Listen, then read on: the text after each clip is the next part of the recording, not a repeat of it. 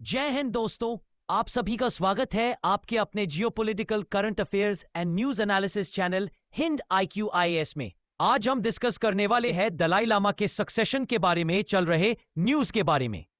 जानते हैं कि पूरा वर्ल्ड मीडिया सिर्फ सक्सेशन को लेकर के न्यूज कवर क्यों कर रहा है और चाइना क्यों परेशान है इसको लेकर, एंड इंडिया का स्टैंड क्या है इसको लेकर। इस वीडियो में हम ये भी जानेंगे कि पूरा मामला क्या है, from chosen as 14th Dalai Lama in his young age in Tibet to exile from there, और इसके जियोपॉलिटिकल एंगल को भी समझेंगे।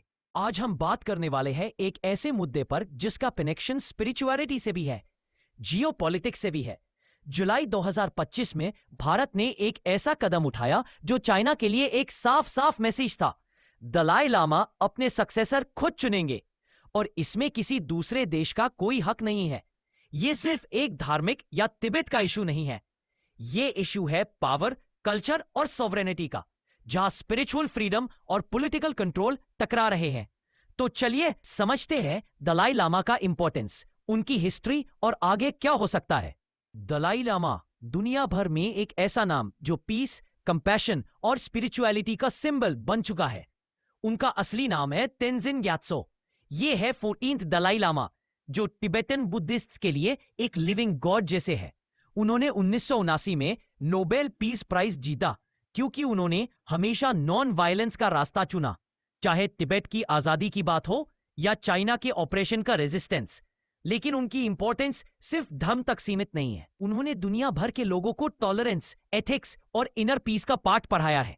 और उनका इंडिया से संबंध तो और भी गहरा है। 1959 से वो धर्मशाला में रह रहे हैं जहां उनका मोनेस्ट्री और एग्जाइल गवर्नमेंट बेस है। थोड़ा पीछे चलते हैं हिस्ट्री में। दलाई लामा का इंस्टीट्यूशन 16th सेंचुरी में स्टार्ट हुआ, जब तिब्बत में दलाई लामा को अवलोकितेश्वरा यानी कंपैशन के गॉड का अवतार माना गया। हर दलाई लामा को रीइंकार्नेशन माना जाता है, यानी एक पुराने दलाई लामा की आत्मा नए शरीर में लौटती है। लेकिन 1950 के आसपास तिब्बत की ऑटोनॉमी पे चाइना की नजर पड़ गई। चाइनीज आर्मी ने तिब्बत में घुसपैठ करी और 1995 में बुरा हाल हो गया। लासा अपराइजिंग के बाद दलाई लामा को तिब्बत छोड़कर भागना पड़ा। वो आए भारत, जहां उन्हें रिफ्यूज मिला। इंडिया ने उनको और उनके फॉलोअर्स को हिमाचल प्रदेश के धर्मशाला में जगह दी। यहीं से उन्होंने एग्जाइल गवर्नमेंट बनाई और तिब्बतन आइडेंटिटी को जिंदा रखा। तब से लेकर आज तक दलाई लामा और उनका मूवमेंट भारत में फला फूला है। अब बात करते हैं एक बहुत ही इंटरेस्टिंग और स्पिरिचुअल प्रोसेस की। दलाई लामा का सक्सेसर कैसे चुना जाता है। यह कोई इलेक्शन नहीं होता, यह कोई पॉलिटिकल नॉमिनेशन नहीं होता, यह एक डीपली ट्रेडिशनल और स्पिरिचुअल प्रोसेस होती है, जहां साइंस, विजन्स, ड्रीम्स और ओमेन्स देखे जाते हैं।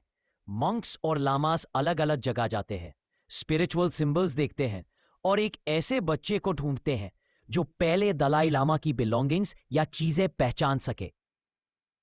उस चाइल्ड को माना जाता है दलाई लामा का पुनर्जन्म, और इस प्रोसेस को तिब्बतन बुद्धिस्ट ट्रेडिशंस का कोर माना जाता है। लेकिन हिस्ट्री में, स्पेशली ड्यूरिंग चिन डायनेस्टी के टाइम, एक गोल्डन अर्न सिस्टम इंट्रोड्यूस हुआ था, जिसमें चिट्स डाल के लॉट ड्रॉ करके डिसाइड किया जाता था। यही प्रोसेस अब चाइना फोर्सफुली यूज करना चाहता है, जिसका असली पर्पस है सक्सेसर को कंट्रोल करना।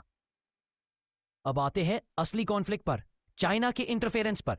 2007 में चाइना ने एक लॉ पास किया, तिब्बतन बुद्धिज्म के किसी भी रीइंकार्नेशन को चाइनीज गवर्नमेंट की परमिशन से ही रिकॉग्नाइज किया जाएगा।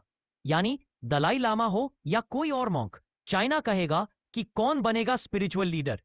आपको याद होगा 1995 में दलाई लामा ने एक छोटे से लड़के को पंचन लामा डिक्लेयर किया था, जो दलाई लामा का असिस्टेंट स्पिरिचुअल लीडर होता है। उस लड़के को चाइना ने अबडक्ट कर लिया और फिर अपना पंचन लामा अपॉइंट कर दिया। वो लड़का गैदुन चोई की नीमा आज तक मिसिंग है। इसीलिए चाइना का कहना है दलाई लामा का सक्सेसर भी हम चूज करेंगे, तिब्बत के अंदर और स्टेट अप्रूवल के थ्रू। बेसिकली चाइना एक पपेट स्पिरिचुअल लीडर बनाना चाहता है जो उनकी कम्युनिस्ट आइडियोलॉजी के अंदर हो। लेकिन दलाई लामा ने इस सब का जवाब स्पिरिचुअल तरीके से दिया। उन्होंने 2011 में ही डिक्लेयर कर दिया था, मेरा सक्सेसर मैं खुद या मेरी गदेन फोड्रैंग ट्रस्ट डिसाइड करेगी, कोई सरकार या स्टेट इसमें इंटरफियर नहीं करेगी। और 2025 में उनके 90 वर्ष के बर्थडे पर उन्होंने ये रीअफर्म भी किया। उन्होंने कहा, मैं रीइनकार्नेट जरूर हूंगा और मेरी ट्रस्ट ही डिसाइड करेगी कि अगला दलाई लामा कौन होगा। उन्होंने ये भी हिंट दिया, सक्सेसर तिब्बत में नहीं बल्कि इंडिया या नेपाल में हो सकता है। हो सकता है वो एक वुमन हो या एक एडल्ट भी हो। इसका मतलब यह है कि ट्रेडिशन मॉडर्नाइज हो रहा है लेकिन एसेंस सेम है, फेथ और पीपल्स ट्रस्ट। अब इंडिया ने क्या किया? जुलाई 2025 में इंडिया ने ऑफिशियली डिक्लेयर किया दलाई लामा का सक्सेसर सिर्फ उनका इंस्टीट्यूशन ही डिसाइड करेगा। यूनियन मिनिस्टर किरेन रिजिजू ने कहा, चाइना का कोई रोल नहीं होना चाहिए किसी भी रिलीजियस प्रोसेस में। यह सिर्फ एक डिप्लोमैटिक स्टेटमेंट नहीं था, यह था इंडिया का assertion of spiritual sovereignty. Bharat हमेशा से तिब्बत के कल्चरल राइट्स का सपोर्टर रहा है और अब ओपनली बोलकर भारत ने एक मॉरल और डिप्लोमैटिक पोजीशन ले लिया है जो चाइना के ऑथोरिटेरियन कंट्रोल को चैलेंज करता है। चाइना का रिएक्शन एक्सपेक्टेड था और वैसे ही आया। उन्होंने दलाई लामा को फिर से स्प्लिटिस्ट यानी सेपरेटिस्ट बोला। चाइना ने कहा, रीइंकार्नेशन सिर्फ तिब्बत में ही हो सकता है और सिर्फ हमारी गवर्नमेंट के अप्रूवल से हो सकता है। उन्होंने इंडिया को भी इनडायरेक्टली वार्निंग दी, किसी और देश को चाइना के इंटरनल मैटर्स में इंटरफियर नहीं करना चाहिए। यह दिखाता है कि चाइना सिर्फ पॉलिटिकल कंट्रोल नहीं, रिलीजियस सिस्टम्स को भी मैनिपुलेट करने में लगा हुआ है। यह इश्यू सिर्फ इंडिया और चाइना का नहीं रहा, अमेरिका, यूरोपियन यूनियन और जापान ने भी क्लियर कर दिया है रिलीजियस फ्रीडम का रिस्पेक्ट होना चाहिए और रीइंकार्नेशन के मैटर में चाइना को इंटरफियर नहीं करना चाहिए। यूएस ने 2020 में Tibetan policy and support act पास किया था जिसमें लिखा है कि अमेरिका दलाई लामा के इंस्टीट्यूशन के डिसीजन को ही मानेंगे।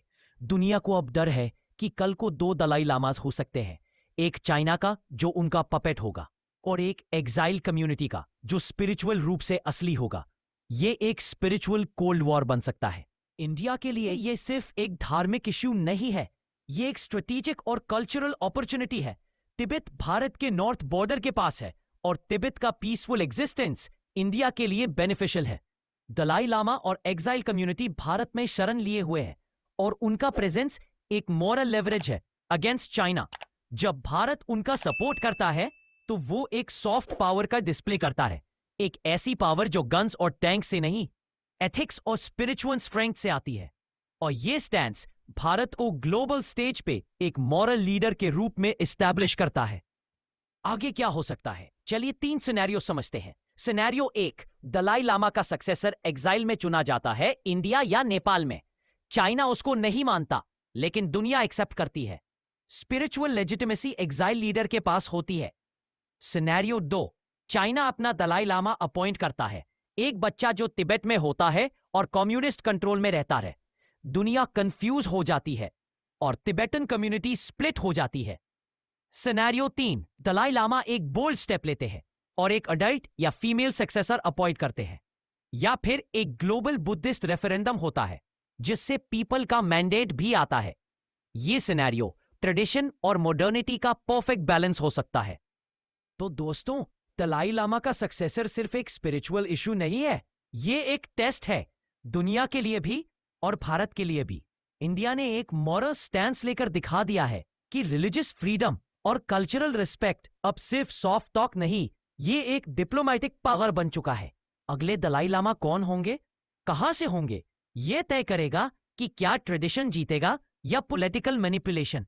एक बात तो तय है, यह स्टोरी अभी बाकी है। अगर आपको ये वीडियो एंड इसकी एनालिसिस अच्छी लगी तो कमेंट करें, वीडियो को लाइक करें, शेयर करें एंड ऐसे ही well research geopolitical news analysis जानने के लिए अभी सब्सक्राइब करें Hind IQ IAS and also press notification bell. जय हिंद, जय भारत।